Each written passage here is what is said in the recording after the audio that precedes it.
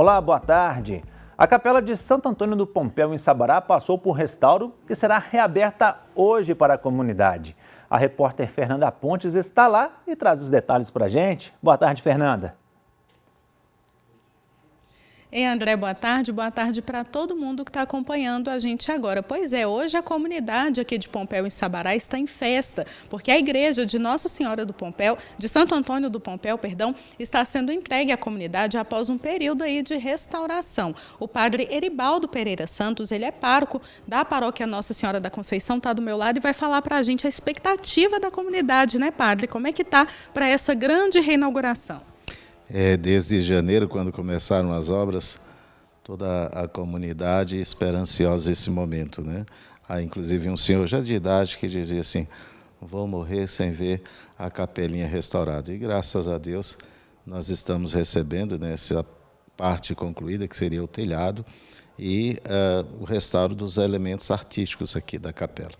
Ainda fica a fazer os projetos complementares, né, iluminação, som, mas o mais difícil já conseguimos alcançar. Queria que o senhor detalhasse para a gente um pouquinho, né, sobre esse trabalho que foi feito aqui. O senhor já falou que foi desde janeiro, mas o que exatamente, né, os fiéis vão poder ver de diferente agora, depois da restauração? Veja, o trabalho de restauro consiste em resgatar os elementos artísticos de um bem. E algumas partes não são possíveis de serem resgatadas, então o restaurador ele não cria. Então, se você perceber aqui na frente, nós temos alguns anjos que foram recuperados porque havia elementos que permitiam. Mas existem outras partes que a gente não consegue recuperar a policromia. Então, aqui no centro já foi mais fácil. Então, a gente não tinha essa beleza que a gente vê hoje. Quem vê as imagens de janeiro e vê agora consegue perceber a diferença tremenda, né? Padre, o grande problema aqui foram os cupins. Queria que o senhor desse para a gente um respaldo aí sobre isso, né? O que aconteceu que levou, então, a esse processo de restauração? Os arquitetos têm uma piadinha. Eles dizem que existem 3 pragas numa igreja histórica. A primeira é o cupim, né? Se você observar aqui, nós temos alguns bancos que foram consumidos pelo cupim. A gente teve que refazer e restaurar outros. A segunda praga é a água. Então, assim, num restauro, fundamental o telhado, né? Senão a água, né? E o terceiro eram os padres, porque hoje a gente tomou juízo, né? Por sinal, a nossa arquidiocese tem um departamento próprio para acompanhar todo e qualquer restauro que é feito. Além disso, a gente tem o acompanhamento do IFAM. Então, com isso, a gente evita essas 3 pragas. Padre, queria que o senhor falasse para a gente a programação para hoje, né? O que os fiéis vão poder conferir e também para os próximos dias. Então, hoje, a Associação dos Moradores do Pompéu, que administrou a reforma, entrega a obra pronta, né? Às 18 horas estaremos aqui, nós teremos a presença do nosso bispo de referência, do Andimar, que receberemos às 18 horas. Às 19 horas celebraremos a missa e depois um show para todos aqueles que estiverem aqui presentes. Queria que o senhor fizesse, então, um convite para quem nos assiste, né, e tiver a possibilidade de participar, então, desse momento especial aqui para Pompéu. Aqueles que podem, sejam bem-vindos, né? Aqueles que não podem, que nós tenhamos sempre esse cuidado com o patrimônio histórico, artístico, especialmente das nossas igrejas, né? O patrimônio é a expressão da nossa identidade, da nossa cultura. Então, é bom preservar, né? Mas, se você puder vir, seja bem-vindo. Pompéu te aguarda de braços abertos. Tá certo, padre. Muito obrigado e parabéns pelo trabalho. André, é isso, eu volto com você e o convite está feito, como disse o padre Eribaldo. Muito obrigado, Fernanda, pelas informações. Boa tarde para vocês. Domingo, você e sua família são convidados para participar do Arraiá da Catedral Cristo Rei. A partir das 4h30 da tarde, a Igreja Mãe da Arquidiocese receberá uma animada confraternização junina com pratos típicos da época, música e a dança de quadrilha. Além de partilhar a alegria da festa, você também contribui para a edificação da nossa catedral. A Catedral Cristo Rei fica na rua Campo Verde, 165, no bairro Juliana. A comunidade Nossa Senhora do Belo Ramo, que integra a paróquia São João Batista, convida fiéis e devotos para vivenciarem a festa de sua padroeira. A programação teve início no último domingo e será concluída no próximo, dia 28 de julho, em Santa Luzia. Missas, canto do ofício de Nossa Senhora, procissão e quermesse, após as celebrações, fazem parte da festividade. A comunidade Nossa Senhora do Belo Ramo fica na rua Davina das Mercês, número 22, no conjunto Morada do Rio, em Santa Luzia. O Jubileu de Nossa Senhora da Piedade neste ano tem como tema "No colo da Mãe Piedade, a força para recomeçar". E o lema "Os que esperam no Senhor revigoram suas forças". Uma programação especial foi planejada para que você possa vivenciar esse momento. O reitor do Santuário Basílica Nossa Senhora da Piedade, Padre Wagner Calegário, vai nos deixar por dentro da agenda. Boa tarde, Padre. O quão especial é celebrar o Jubileu de Nossa Senhora da Piedade? Celebrar o Jubileu de Nossa Senhora da Piedade é fazer não só uma memória, é dar à alma mineira, ao povo mineiro, a oportunidade de ver o quanto que Deus, nos traços dessa mulher forte e firme, conseguiu ser guiado pela história diante de tantas dificuldades. Nós celebramos um momento tão singular, que é ver impressa na imagem de Nossa Senhora da Piedade a força de todo o povo mineiro. Essa é a singularidade especialíssima do que nós celebramos.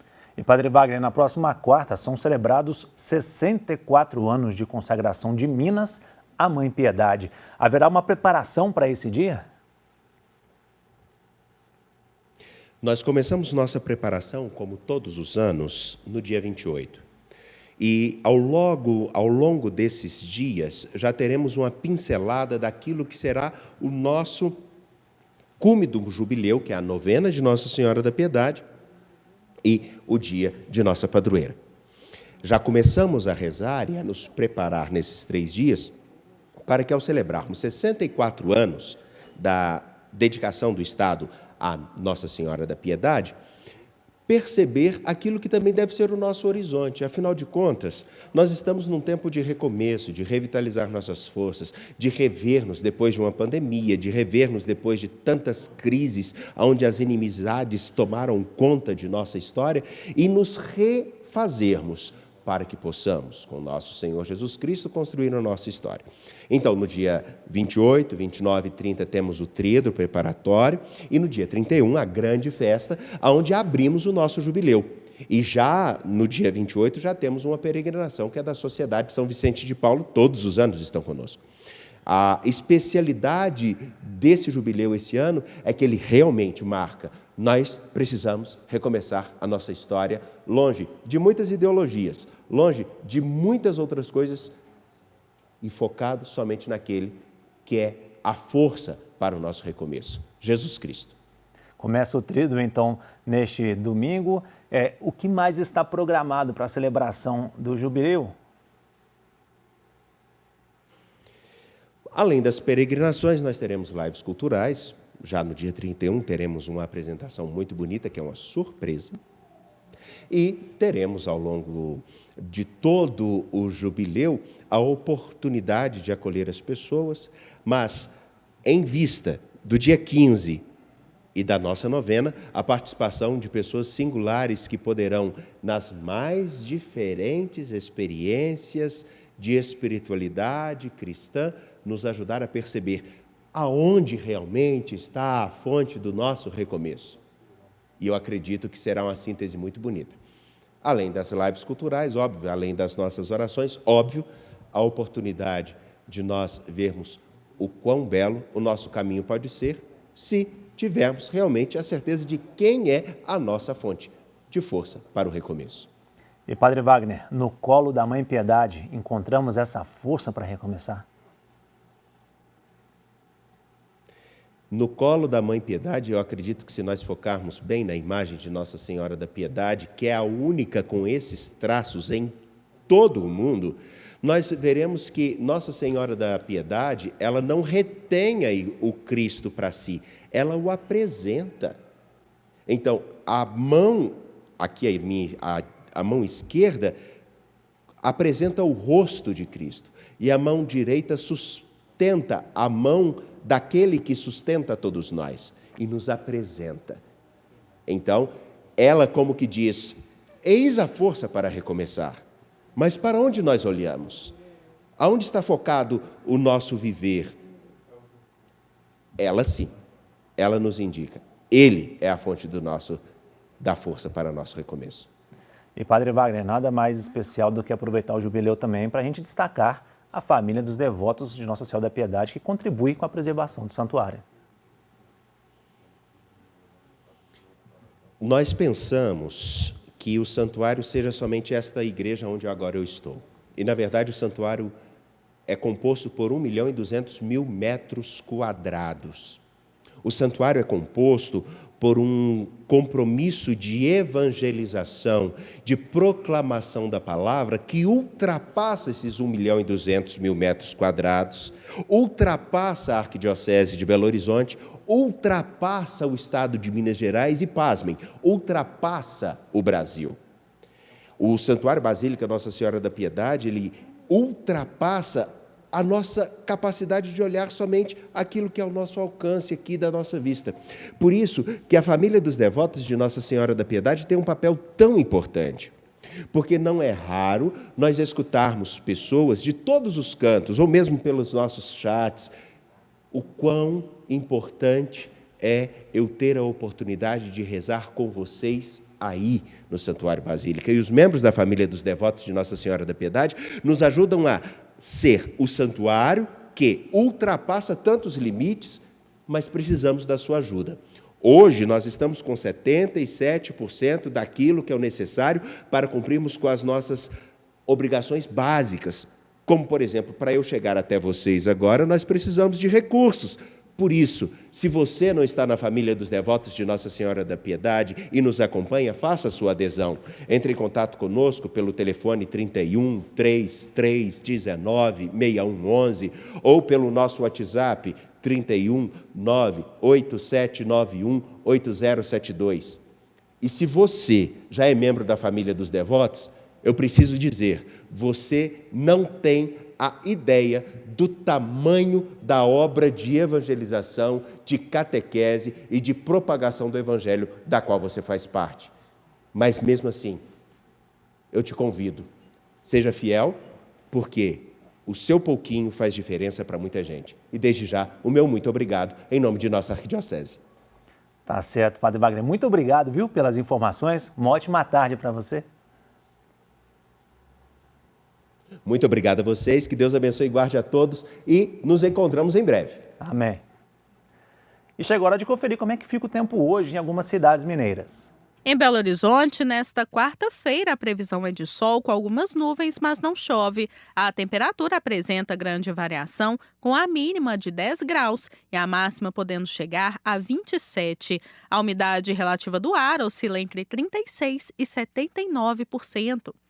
Em Vespasiano, na região metropolitana, o tempo se assemelha com o da capital, com a umidade relativa do ar mais alta, variando entre 32% e 83%. A temperatura mínima foi de 12 graus e a máxima pode chegar a 29.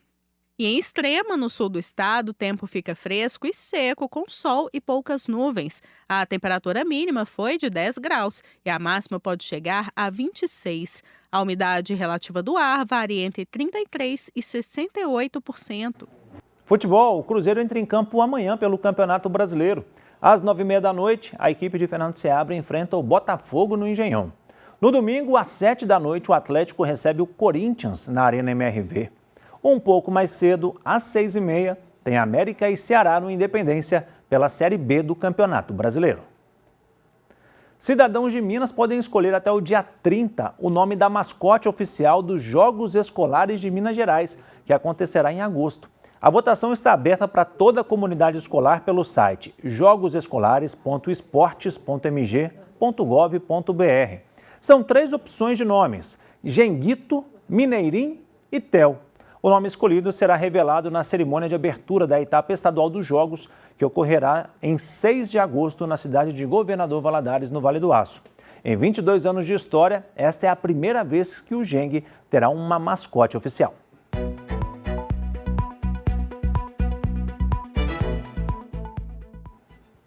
A conversa de hoje com o coordenador do curso de administração da PUC Minas, professor Marco Antônio Machado, será sobre o impacto da pandemia da Covid-19 no ECG. Boa tarde, Marco. A pandemia pela qual passamos recentemente, ela reconfigurou o cenário empresarial mundial? Boa tarde, André, a todos que nos acompanham. De fato, né, a pandemia atuou como uma espécie de catalisador, ou seja, um acelerador.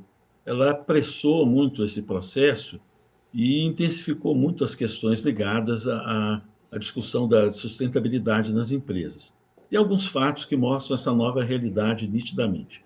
Por exemplo, com a crise sanitária, nós ficamos mais tempo em casa e, com isso, passamos a ter uma nova relação com as nossas coisas do dia a dia. E isso nos obrigou a refletir bastante sobre as nossas práticas, sobre a geração de lixo, receber pessoas, etc. Então, isso gerou uma demanda por uma série de produtos ou serviços que fossem ecologicamente mais corretos e pressionou as empresas a se adaptarem. Essa é uma parte. Além disso, a própria cadeia de suprimentos, que envolve todas as empresas, desde a produção até a entrega ao consumidor final, se mostrou muito frágil. Nós ficamos muito dependentes, às vezes, de negócios globais. E isso fez com que as empresas tivessem que ter coisas mais próximas e priorizassem a sustentabilidade. E, além disso, a reputação da marca com os consumidores cada vez mais conscientes, buscando e demonstrando preocupação em buscar empresas que se adaptavam melhor a essa realidade. Então, só um exemplo para ilustrar tudo isso que nós falamos. A pandemia impulsionou muito o crescimento do comércio eletrônico. E, por causa disso, nós tivemos um aumento muito grande na demanda por embalagens e, com isso, a necessidade de embalagens mais sustentáveis. Então, muitas empresas do e-commerce passaram a ter que oferecer essas opções com recicláveis e biodegradáveis. E, com isso, a demanda dos consumidores pode ser atendida. Então, a pandemia foi fundamental para essas transformações que a gente está passando hoje. E, Marco, podemos dizer então que a sustentabilidade deixou de ser uma tendência e se tornou uma necessidade para as empresas? Sem dúvida alguma, André. Os principais fatores que impulsionaram essa mudança estão localizados em situações como, por exemplo, a pressão dos consumidores. Sendo mais conscientes, buscam mais produtos e serviços que demonstram esse compromisso com a sustentabilidade. Com isso, a própria sociedade pressionando, os governos em todo o mundo passaram a ter leis mais rigorosas e as questões ambientais e sociais foram colocadas em um maior relevo. Por causa disso também, os investidores, que são atentos aos riscos e às oportunidades, passaram a prestar muito mais atenção em práticas de ESG e empresas com essa prática. E isso tudo fez com que houvesse uma concorrência, uma competição entre as empresas que fica cada vez mais acirrada, cada uma tentando mostrar que é mais sustentável do que a outra. O maior exemplo que a gente pode pensar nisso, um dos grandes, é a indústria de alimentos, que está sendo pressionada para reduzir desperdícios, utilizar embalagens sustentáveis, às vezes até vender mais produtos a granel, sem embalagem, com embalagem que o próprio consumidor leva, como as sacolas ou embalagens sustentáveis. E os consumidores estão optando por essas marcas que oferecem esses produtos com um menor impacto ambiental e apoiando para as práticas agrícolas mais sustentáveis. Rapidinho, Marco, para a gente finalizar, existem setores que se destacaram mais nesse processo de transformação? Beleza. Tecnologia, com as empresas procurando soluções inovadoras e de menos impacto. O setor de energia, com as energias cada vez mais sendo renováveis, como a energia solar e a energia eólica, né, aproveitando os ventos. E na indústria de alimentos e bebidas, formas de reduzir desperdício e embalagens mais sustentáveis, promovendo a agricultura sustentável.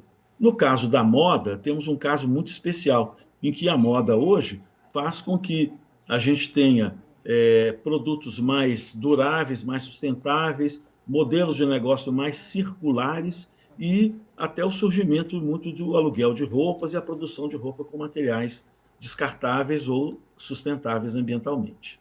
Tá certo, Marco. Muito obrigado, viu, pelas informações. Uma ótima tarde para você. Agradeço. Obrigado a você. Boa tarde a todos. Se você ainda não faz parte da família dos devotos de Nossa Senhora da Piedade, eu te convido a conhecer o projeto. Aponte a câmera do seu celular para o QR Code ali no canto para ter informações e se tornar um membro dessa família que ajuda na manutenção e desenvolvimento dos projetos sociais da nossa arquidiocese, além de cuidar de um dos principais patrimônios dos mineiros, que é o Santuário Basílica Nossa Senhora da Piedade. Nós estamos com 77% da meta de arrecadação para o mês de julho. A sua doação é muito importante. Você pode sugerir assuntos para a gente discutir aqui no Horizonte Notícia pelo WhatsApp 31 99680 2910. E para rever reportagens que foram ao ar, não deixe de acessar o nosso canal no YouTube. É o @Horizonte Notícia TVH. Nós voltamos na segunda-feira, 12:30. Tenha um ótimo fim de semana, fique com Deus e até lá.